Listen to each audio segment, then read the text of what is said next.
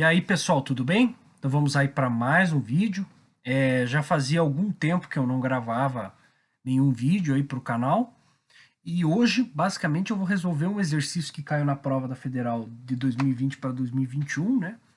E foi uma questão que, bom, de certa forma, ela não é tão complicada, mas eu cheguei a resolver.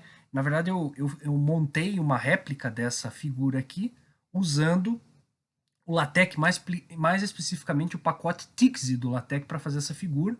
E aí vou deixar esse vídeo aí no card para quem quiser conferir, tá certo? Bom, mas agora vamos para esse vídeo aqui propriamente dito. Bom, então a questão 47 da prova da Federal, na prova de conhecimentos gerais, diz o seguinte. Na figura ao lado, há uma circunferência de centro C. Se o ângulo alfa mede π sobre 3 radianos, a razão entre a área do setor circular PCQ e a área do triângulo PCQ é. Então a gente vai ter que basicamente achar quanto que é a área do setor circular e quanto que é a área do triângulo. E como vocês podem ver, esse aqui é um triângulo isósceles, porque veja, esse lado aqui a gente sabe que mede o raio da circunferência, e esse aqui também vai medir o raio da circunferência. Então eu sei que ele tem duas medidas iguais. Essa medida aqui não necessariamente é igual, e eu imagino que de fato ela não vai ser igual aqui. Então ele vai ser um triângulo isósceles, tá? Então a gente tem a área do setor circular e a área desse triângulo isósceles.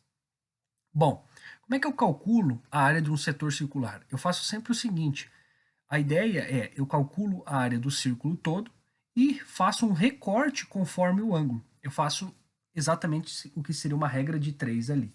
Porque veja, bom, se eu estou considerando a área da figura toda, do círculo todo, eu vou ter π vezes o raio ao quadrado. Só que isso caso eu tenha um ângulo de 2π, que seria os 360 graus.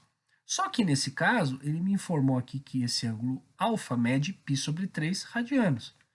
Então, eu vou ter que achar a área do setor circular a partir dessa regra de 3 aqui, nessa proporcionalidade. Porque veja, quanto maior for a área, é porque maior foi o ângulo respectivo.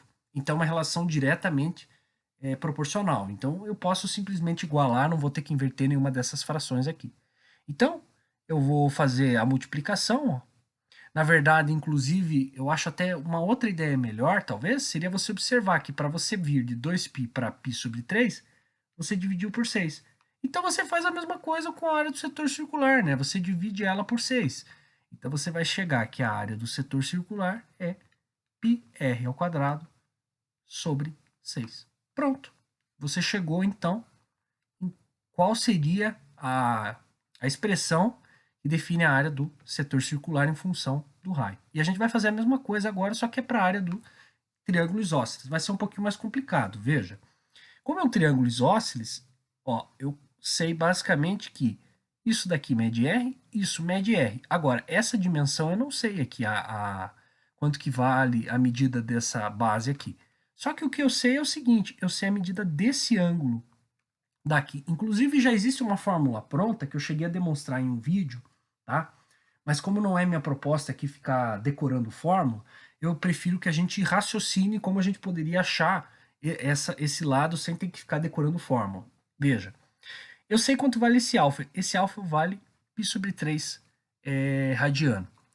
Geralmente é mais fácil a gente trabalhar com grau, né? Então, se ele mede π sobre 3 radiano, a gente sabe que 2π vale 360 graus e π sobre 3, lembrando que a gente fez, dividiu por 6, a gente faz a mesma coisa com o ângulo.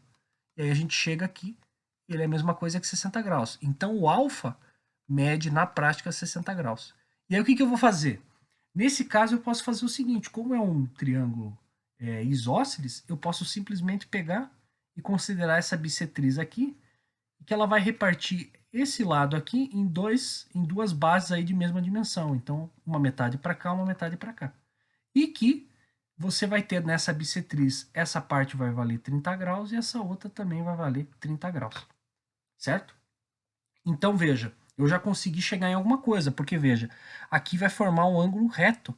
Então, eu posso basicamente usar as relações ali, né, que você tem no triângulo retângulo. Porque, ó, eu posso fazer cateto oposto, que seria b sobre 2, dividido pela hipotenusa seria o seno de 30 graus, certo? Simples. Isso daqui vai me dar B sobre 2R tem que ser igual a o seno de 30 graus, que é 1 sobre 2. Ou seja, eu posso cancelar isso aqui com isso aqui, posso fazer essa multiplicação cruzada, eu chego que B é igual a R. Simples. A base vai, nesse caso, ela equivale a R. Então, esse triângulo aqui, ele não é somente um triângulo isósceles, como a gente imaginava. Ele é, de fato, um triângulo equilátero.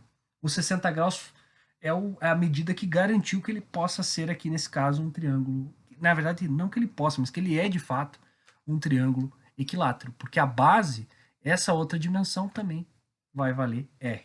Agora, você poderia aplicar a fórmula pronta do triângulo equilátero, né?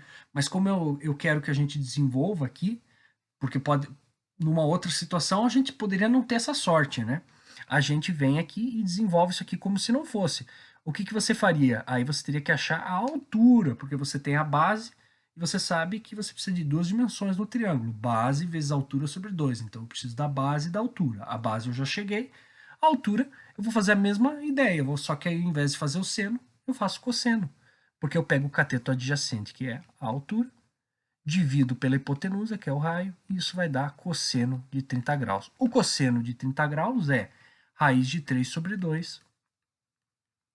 Aí eu posso multiplicar cruzado aqui, né? E aí eu vou chegar que H é raiz de 3, R sobre 2. Então, R raiz de 3 sobre 2. Isso? Isso. É R raiz de 3 sobre 2. Tendo essas duas dimensões, eu consigo chegar na área do triângulo, que não é isósceles, ele é equilátero, como nós vimos.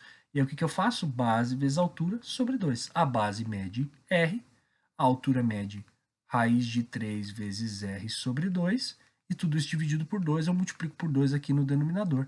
Vai me dar, no fim das contas, raiz de 3 R ao quadrado sobre 4. Ok? Então, eu acho que é isso aí. Aí, agora, o que a gente vai fazer? Nós vamos, basicamente, pegar esta medida aqui. Na verdade, antes nós vamos pegar essa e dividir por essa, que ele quer a área do setor circular. Essa razão aqui, ó.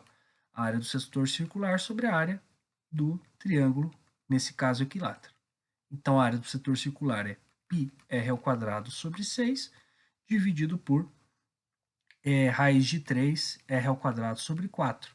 Eu posso inverter e aí multiplicar, né? Esse r ao quadrado vai acabar cancelando com esse r ao quadrado mesmo, tá?